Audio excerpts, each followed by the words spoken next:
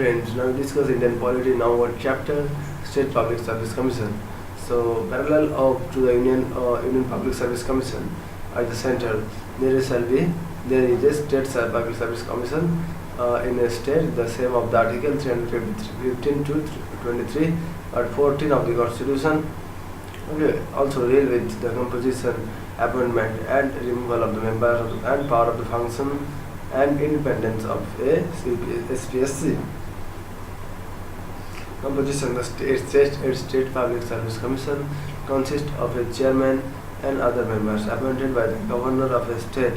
The Constitution does not specify the strength of the Constitution, but has left the matter to the direct discretion of the governor. Further, no qualification as prescribed for the commission's membership except that one half of the members of the commission should be such persons who have held office for at least 10 years, either under the government of India or under the government of a state. The Constitution also authorizes the governor to determine the Constitution also authorizes the governor to determine the conditions of services of the chairman and members of the commission. The chairman of a member of the commission hold office for a term of 6 years or until they attain the age of 62 years, whichever is earlier. In the case of APSC, the age limit is 65 years. However, they can relinquish their offices at any time by addressing their resignation to the governor.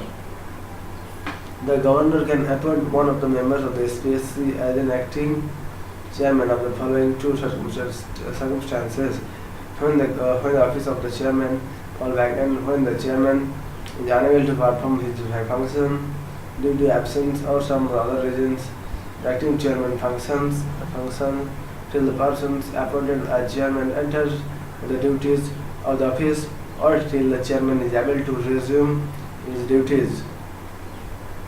Removal: although the chairman and members of APSC are appointed by the governor, they can be removed only by the president and not by the governor. The president can remove them on the same grounds and in the same manner. The president can be removed only by the president can be removed them on the same grounds and in the same manner as he can remove a chairman or a member of the APSC. Thus, he can remove him under the following circumstances: if he is adjudged as insolvent, has gone bankrupt, if he engages during his term of office in any paid employment outside the duties of his office, if he is, in the opinion of the president, unfit to continue in office by reason of infirmity of mind or body. In addition of this, the president can also remove the chairman or any other member of the SPSC for misbehavior. However, in this case, the president has to refer the member of the Supreme Court for an inquiry. If the Supreme Court, after the inquiry, upholds the cause of removal and advises, so the president can remove the chairman of a member under the provisions of that Constitution. The advice tendered by the Supreme Court in this regard is binding on the president. However, during the course of inquiry by the Supreme Court, the governor can suspend the concerned chairman or member, pending the final removal order of the president on receipt of the report of the Supreme Court. Further, the Constitution has also defined the term misbehavior. In this context, the Constitution states that the chairman of any other members of the SPSC is deemed to be guilty of misbehavior. So the Constitution states that the chairman of any other members of SPSC is deemed to be guilty of misbehavior if he is concerned or interested in any contract or agreement made by the government of India or the government of a state, the particular participates in any way in the profit of such contract or agreement or in any benefit therefrom otherwise than as member and in common with other members of an incorporated company. Okay. Independence. As in the case of the APSC, the Constitution has made the following provisions to safeguard and ensure the independent and impartial functioning of a SPSC. The chairman of a member of the SPSC can be removed from office by the President only in the manner on the grounds mentioned in the Constitution. Therefore, they enjoy the security of tenure. The conditions of service of the chairman or a member, though determined by the governor, cannot be varied to this disadvantaged after his appointment. The entire expense, including the salaries, allowance, and pensions of the chairman and members of the SPSC, are charged on the consolidated fund of the state. Thus, they are not subject to the vote of the state legislature. The chairman of a SPSC on ceasing or to hold office is eligible for appointment as a chairman of him or a member of the SPSC or as a chairman of any other state PSC. Okay, but not any other employment under the government of India of a state or a state. A member of a SPSC on ceasing to hold office is eligible for appointment as a chairman or a member of the EPSC or as the chairman of the SPSC or any other SPSC, but not for any other employment under the government of India or a state. The chairman or a member of the SPSC is, after having completed his first term, not eligible for reappointment to that office, that is not eligible for second term functions. The SPSC performs all those functions in respect of the state services as the EPSC does in relation to the central services. It conducts examination for appointments to the services of the state.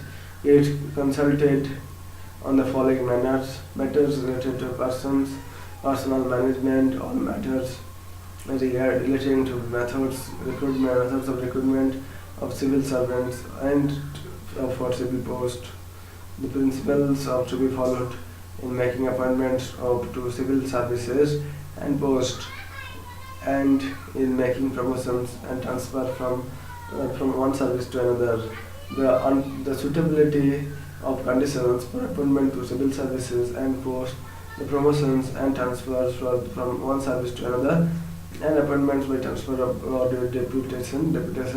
The concerned departments make recommendation for promotions and request the SPSC to ratify them. All disciplinary matters affecting a person serving under the government of a state and in a civil capacity, including memorials or petitions relating to such matters. Okay, these include censure, severe disapproval, withholding or increments, withholding or promotions, recovery or pecuniary loss, election to lower service rank, demotion, compulsory retirement, removal from service, dismissal from service, any claim for reimbursement of legal expenses incurred by a civil servant in defending legal proceedings instituted against him in respect of acts done in the execution of his official duties, any claim for the award of a person in respect of injuries sustained by a person while serving under the government of the state, and any question as to the amount of any such award. Any other matter related to the personal management, the Supreme Court has held that if the government fails to consult the SPSC in these matters, the aggrieved public servant has no remedy court. Okay, in other words, the court held that any irregularity in consultation with the SPSC or acting without consultation does not validate the decision of the government. Thus, the provision is discretionary and not mandatory. Similarly, the court held that selection by the USPSC does not confer any right to the post upon the candidate. However, the government is to act fairly and without arbitrariness, or malafide. The additional functions relating to the services of the state can be conferred on the SPSC by the state legislature. It can also place on the personal system of any local authority, comprised body or public institution within the jurisdiction of the SPSC. Hence, the jurisdiction of SPSC can be extended by the act made by the state legislature. The SPSC presents annually to the governor a report on its performance. The governor places this report before both the houses of the state legislature, along with the memorandum explaining the cases where the advice of the commission was not accepted and the reasons for such non-acceptance limitations. The following matters are kept outside the functional jurisdiction of the SPSC. In other words, the SPSC is not consulted on the following matters while making a reservation of appointments or post in favor of any backward class of citizens.